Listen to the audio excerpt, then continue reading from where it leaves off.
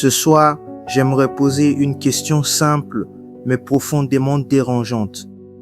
Pourquoi certains chrétiens soutiennent-ils aveuglément certaines actions politiques au Moyen-Orient simplement parce que le mot Israël apparaît dans la Bible? Est-ce que le simple fait qu'un pays porte un nom biblique signifie automatiquement que tout ce qu'il fait est moralement juste? Ou bien avons-nous confondu la foi avec la politique? Parce qu'il faut être honnête, beaucoup de croyants ne soutiennent pas un peuple, ils soutiennent une narration dans laquelle tout semble simple. Il y aurait le camp de Dieu et les autres, mais la réalité du monde n'est jamais aussi simple.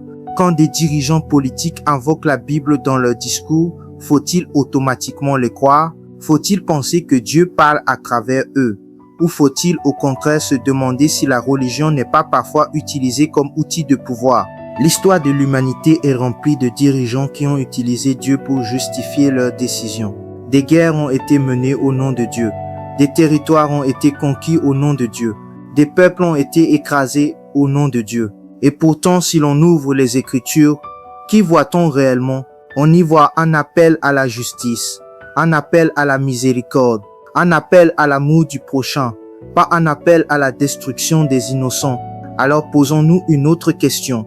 Quand un conflit éclate, quand des bombes tombent, quand des familles entières disparaissent sous les décombres, est-ce que Dieu choisit un camp politique ou bien est-ce que Dieu pleure simplement la souffrance humaine parce que sur le terrain, la réalité est brutale. Dans les zones de guerre, les victimes ne sont pas des concepts géopolitiques. Ce sont des enfants, ce sont des mères, ce sont des pères, ce sont des croyants de toutes les religions, des musulmans, des juifs, des chrétiens, tout pris dans un conflit qui les dépasse. Et c'est là que la vraie question apparaît. Est-ce que soutenir aveuglément un pouvoir politique est compatible avec les valeurs chrétiennes? Un chrétien ne devrait-il pas être avant tout du côté de la justice, du côté de la compassion, du côté des innocents? Parce que la foi n'a jamais été censée éteindre notre conscience. Au contraire, la foi devrait nous pousser à poser des questions difficiles. Elle devrait nous pousser à refuser la haine, même quand elle est enveloppée dans un discours religieux. Elle devrait nous rappeler que Dieu ne peut pas être réduit à un drapeau, à un gouvernement ou à une stratégie militaire. Dieu est plus grand que nos camps, plus grand que nos idéologies, plus grand que nos conflits.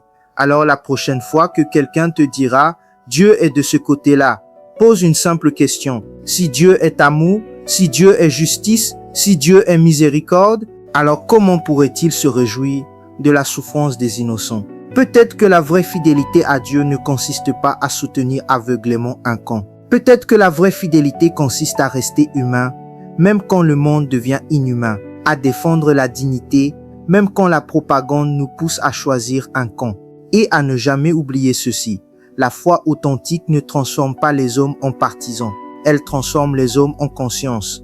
Et dans un monde rempli de propagande, de guerre et de manipulation, la conscience est peut-être la chose la plus révolutionnaire qui soit. Donnez-moi vos avis en commentaire. À la prochaine.